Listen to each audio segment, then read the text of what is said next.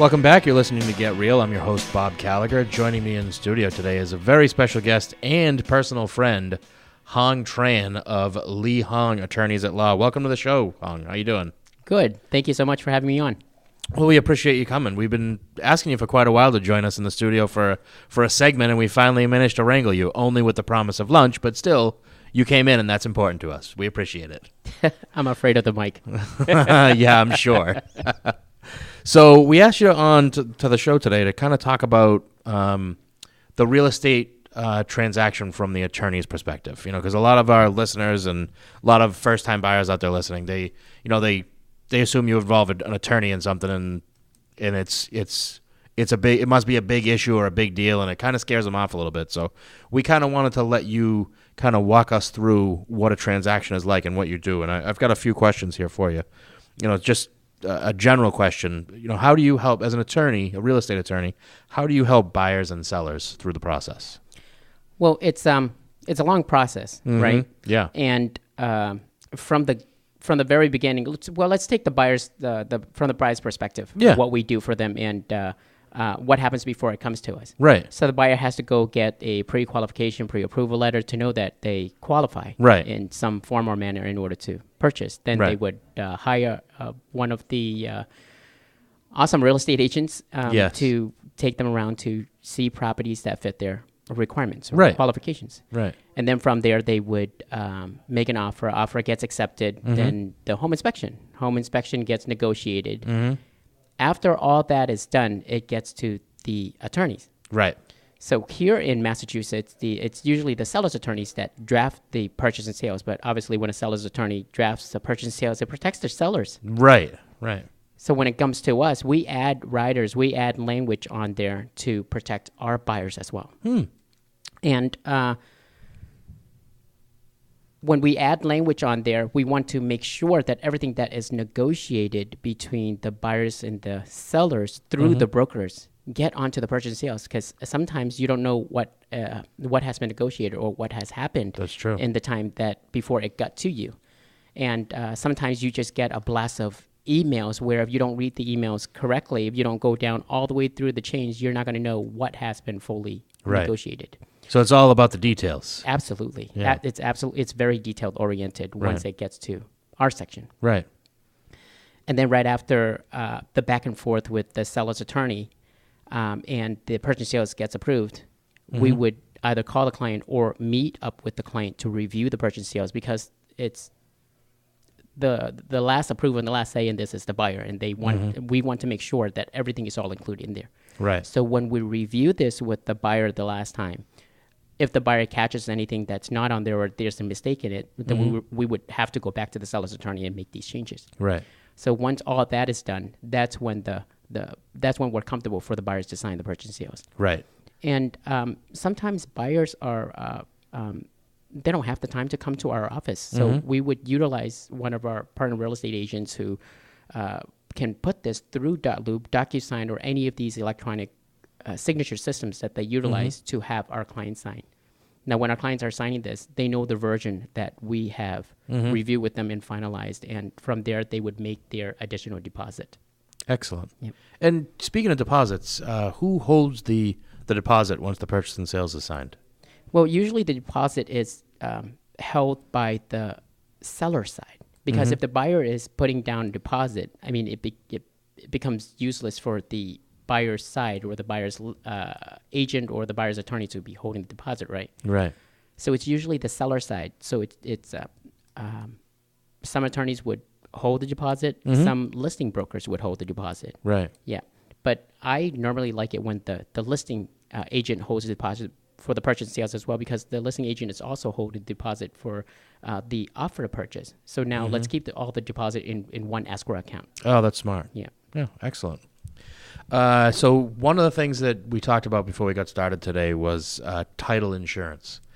And I get questions about this all the time on the mortgage side of things, and I'd love to have you kind of explain what title insurance is and what role it plays in the transaction. Look, there are let me explain what title insurance is, and I'll tell you the two types of title insurance, which is the owner's title insurance and the lender's title insurance. Title insurance protects you against anything that had happened to title prior to your ownership. Obviously, you can't buy title insurance to protect you against the stuff that you do that makes the title defective. Right. So it protects you against any of the defective titles that's not listed in the exceptions. So as a closing attorney, prior to the closing, we search title. We would order a title search, and title search, and it keeps on going backwards. It starts from, let's say, right now it's 2017. It goes to 2019. You search 2018, 17, 16. You keep on going backwards. But you can't indefinitely go backwards. When do you stop? Well, Massachusetts... 1,000 years. Yeah. Well, Massachusetts says 50 years, 50. But the lender goes, hey, I'm loaning a lot of money. What if something happened 62, 75 years ago that's not caught when the land was all together before it was all subdivided? What if something happened to this title? Or what if something happened to title within those 50 years that was not caught on the title search? I, the lender, want to be protected. So that's why the lender makes the buyer buys lender's title insurance. Well, if the lender is doing that, why wouldn't why wouldn't the owner get owner's title insurance to protect the owner as well? And when you buy owner and title insurance together, there's always that discount for the owner's title insurance. That's why the owner would get a higher protection than the lender would, but for less of an amount. Right. Yeah. Excellent. Excellent. Now, have you ever had to deal with any title issues that come up after the fact, or is it usually relatively clean? It's usually relatively clean if it's a normal purchase. Right. But if you're dealing with a property where there was a short sale prior, or it was an REO, REOs are foreclosed properties, right? There's usually issues in those things. Right. And some of the issues they're usually discharges.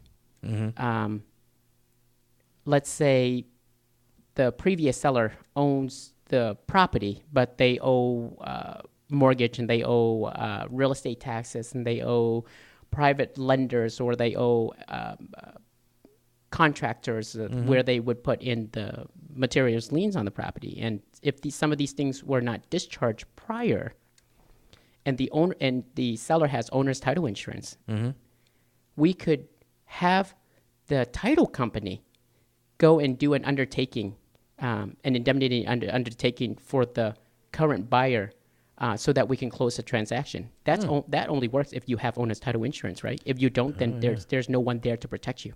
Right. And having owner's title insurance, the title insurance company, they have the obligation to defend if it's not one of their list of exceptions. So let's say if someone comes up with a title claim, something's wrong with title. If you didn't have that title insurance, the owner would have to hire an attorney to defend that claim. Right. Because you have to defend it, right? Right. Well, or what else about you lose by default? Right. What about people that are thinking, well, if I have lender's title insurance, why wouldn't that cover me? That's because the lender's title insurance only protects the lender for the value of what the lender loaned them the amount of money for. Right. So let's say if there was that title defect, title issue, and it ends up that the lender or the lender's title insurance company loses out on that. Well, guess what? Not only the lender losing on that amount of money, but the owner has lost all the equity in that house as well. I see. So the loan amount would be protected with the lender's title insurance, but any equity you had in the property wouldn't be protected if you didn't have owner's title, correct? Correct. But when you have owner's title insurance, not only does it protect you, not only does it pay out on the equity, it pays out to the full value of what you purchased the title insurance for. So it's not just the equity. Oh, wow. Right? Well, yeah, I guess that's the other thing. You know, I'm sure people are thinking, well, what if I bought a house with no money down? Why do I need it? But just because you have no equity in the house today doesn't mean 10 years from now you're not going to have a lot of equity in it, right? Absolutely. And it would protect you in that case too? Correct. Or does it only protect you to the current value of the property, or only up to what you paid for it? It protects you up to what you paid for it. Okay. So it's just like any other insurance. Let's say you buy life insurance for $100,000. You passed away. Your Right. family gets that $100,000, not how much you're worth, right? Right. Yeah. And we're talking about a worst case scenario. We certainly don't want to scare people in the audience. Usually the stuff that you're talking about is not so much that you would lose your house or lose your equity, even though that's a possibility. It's not something that happens frequently. The bigger issue is that a claim is made against the property, and if you don't have owner's title insurance, you're the one that's going to have to pay to defend it in court, correct? Correct. And which could easily run $20,000, $30,000. It depends on what kind of title it is to, right? Or what kind of title defect it is to, right? And these things don't come up until the current buyer starts to sell their property, because there's going to be another buyer's attorney or lender's attorney that is going to research the title and find these things and say, hey, it's defective. Right. And we run into it occasionally too, where the previous closing attorney or lender never recorded a discharge when a mortgage was paid off. And I would imagine that if there's an issue like that, title insurance would help out as well. That's one of the biggest things, actually, because so on a closing, you would get the payoff, and then you send the lender that amount of money. It usually takes them 30 days for them to send the discharge. Mm-hmm. Some payoffs include the discharge recording fees, where the lender would mail the fee and the discharge to the registry to record. Mm-hmm. Some discharges don't. So they could mail this to the closing attorney, or they could mail it to the owner. Mm-hmm. I've seen situations where the owner is holding the discharge, but they don't know what to do with it, because no one has ever told them that, hey, if you get this discharge, make sure you record it or bring it to us so we can record it. Right.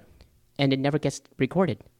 And now when the issue comes up, we have to go back and ask the title insurance company to do what's called the indemnity and undertaking. Indemnity is indemnifying the buyer and the buyer's title insurance company, and undertaking is taking on the role to obtain this discharge from that previous lender so that you can record this. And that is more common than people realize. Absolutely. Because, I mean, you're talking about a massive amount of paperwork that gets done on these deals.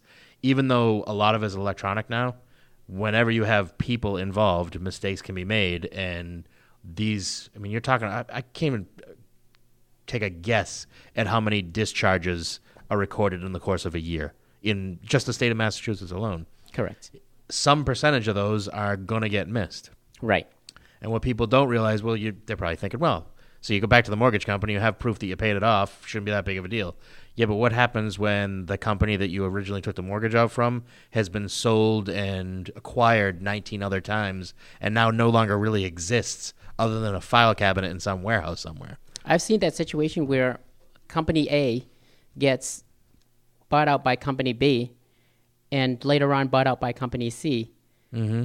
And they do assignments of the note, right? Mm-hmm. And so the owner of that mortgage would be, let's say, company C right now. Mm-hmm. But if company A goes and sends out a discharge, that's incorrectly discharged. Right. Or vice versa. If they never did the assignment of these mortgages because they're just buying each other out. So it's basically worthless. You haven't accomplished anything. It's still not correct. Binding. Yeah. They attempted to do it, but they did it incorrectly. So that's a title defect. Right. And that's where the title insurance would come in so that we can get the title company to go and fix that.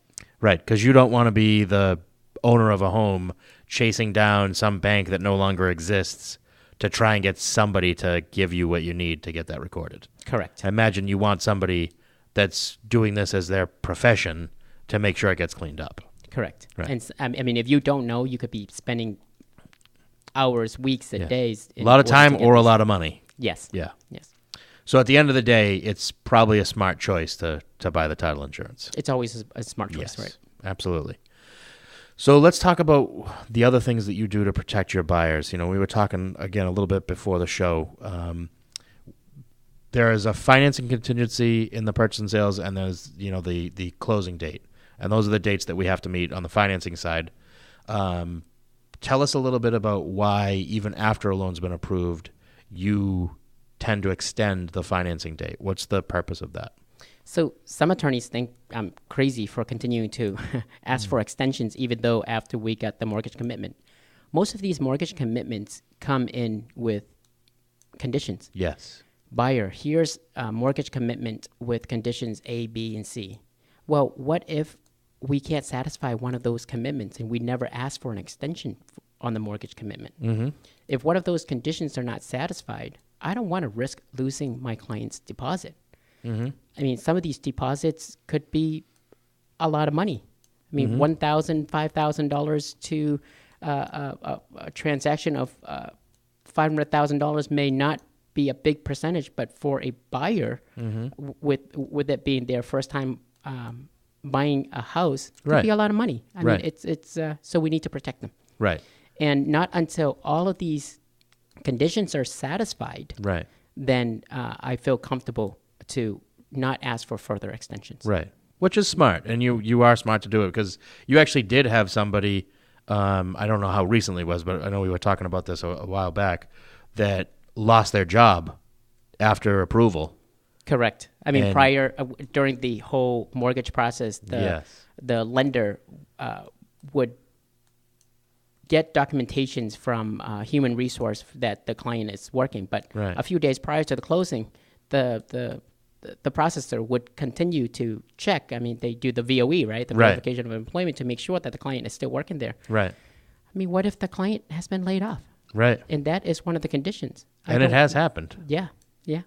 So in this spot, your clients would be protected because the financing date was extended, and since they technically no longer meet the terms of the commitment, they would get the deposit back. Correct. Yeah. Correct. So it's all about making sure your buyers are protected. Correct. I mean, and the opposing counsel understands this. Sometimes they would ask us to qualify our extension, saying that only under these conditions A, B, C, Hong, because we don't want any other surprises. Right. And that's fine. That's fair. Understandable. Yeah.